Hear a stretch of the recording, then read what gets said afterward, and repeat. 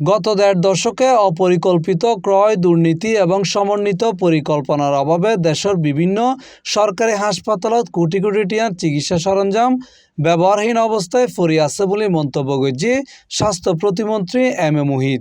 আজকে স্বাস্থ্য ব্যবস্থার যে সংকট, এটা রাজনৈতিক বয়ান নয়। আসলেই গত 15 বছর যে পরিমাণ অর্থের অপচয় হয়েছে, যে পরিমাণ দুর্নীতি হয়েছে, শত শত কোটি টাকার যন্ত্রপাতি অপরিকল্পিতভাবে কেনা হয়েছে। তাই আজকে আমরা কি দেখতে পাচ্ছি?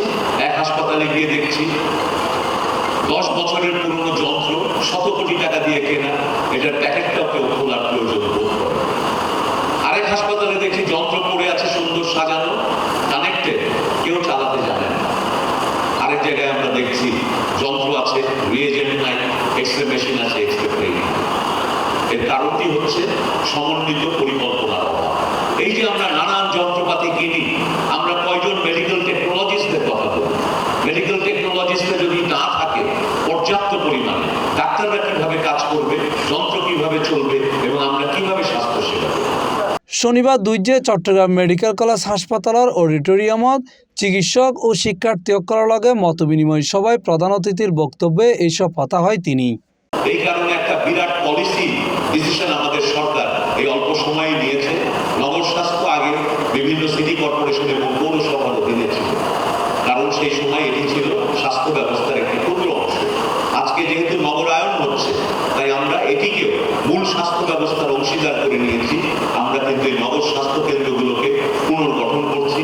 ইতিমধ্যেই সিটি কর্পোরেশনগুলোর থেকে সরকারের স্বাস্থ্য মন্ত্রণালয় এগুলো বুঝে নিচ্ছে। আমরা নগর স্বাস্থ্যকেও গড়ে তুলব নতুনভাবে। এই সময় শিক্ষার্থী ও চিকিৎসকসকল চট্টগ্রাম মেডিকেল কলেজ ও হাসপাতালের বিভিন্ন সমস্যা, জনবল সংকট এবং চিকিৎসা সেবার নানা সীমাবদ্ধতার বিষয় তুলে ধরে। ওদের ট্রেনই আছে, বাট আমাদের কোনো ওই সাবজেক্টের ফ্যাকাল্টি নাই। প্রয়োজনীয় সকল ডেন্টাল চেয়ার, ম্যাটেরিয়াল, ম্যানপাওয়ারের অভাবে প্রতিদিন আমাদের ডাক্তারদের নানাভাবে শিখতে হয়। অনুরোধ করব চট্টগ্রাম মেডিকেল কলেজ নেফ্রোলজি বিভাগকে আরো প্রসারিত করা হোক। পরে মতবিনিময় সভায় হাসপাতালের পরিচালক ব্রিগেডিয়ার জেনারেল মোহাম্মদ তসলিম উদ্দিন হাসপাতালের বিদ্যমান বিভিন্ন সমস্যা ও প্রয়োজনীয় হতা তুলে ধরে। আমাদের রোগীর সংখ্যা দিন দিন বৃদ্ধি পাচ্ছে। আমরা যদি আমাদের প্রিভেন্টিভ মেজারের দিকে যদি নজর দিই, আমি একটা এক্সাম্পল দিই, আমরা যদি ডেলি যদি ব্রিক্স ওয়াকিং করি এবং আমরা যদি হাঁটাহাঁটি করি এবং আমাদের লাইফস্টাইল যদি চেঞ্জ করি, আমাদের ডায়াবেটিস এবং এটার সাথে কমপ্লিকেশন যা আছে সব কিন্তু শেষ হয়ে যাবে, আস্তে আস্তে কমে যাবে। অনুষ্ঠানত আরও উপস্থিত আছেন চট্টগ্রাম সিটি কর্পোরেশনের mayor doctor Shahadat Hossain. BNP যখনই ক্ষমতায় এসেছে তখনই কিন্তু ইকুইপমেন্টসগুলো এখানে দেওয়া হয়েছে। ইভেন আমি যদি কোবাল মেশিনের কথা বলি, ক্যান্সার মেশিন, 91 সালে বিএনপি প্রথম ক্ষমতায় এসেছে, তার মাননীয় প্রধানমন্ত্রী সে সময় আমাদের বেগম খালেদা জিয়া, তৎকালীন সংসদ সদস্য আব্দুল্লাহ আল নোমান এটা কোবাল মেশিন এখানে নিয়ে এসেছে। এরপর 2001 সালে ক্ষমতা আসার পর আমাদের ওই সময় এখানে আপনি ধরেন ক্যাজুয়ালিটি ওয়ার্ড বলেন, আইসিইউ বলেন, সিসিইউ বলেন, ক্যান্সার ওয়ার্ড বলেন, ইভেন ক্যাথ ল্যাব বলেন, সব কিছু ওই সময় হয়েছে। ইভেন যে আইসিইউর যে 28 বেডের সম্প্রসারণ হয়েছে কিনা আমি জানি না।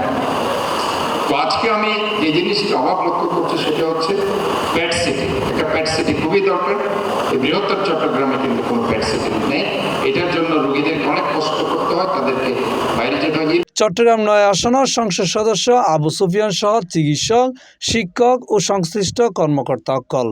আমি আজকের প্রধান অতিথি মাননীয় মন্ত্রী করে বলবো, আপনি যেহেতু আসছেন, তদারক করছেন, আপনি যে এই সমস্যাগুলো শুনে আপনার যথাসম্ভব আপনি সমস্যা সমাধানের চেষ্টা করবেন। Mohammad Nizamuddin Tipu, C+ TV, Chittagong.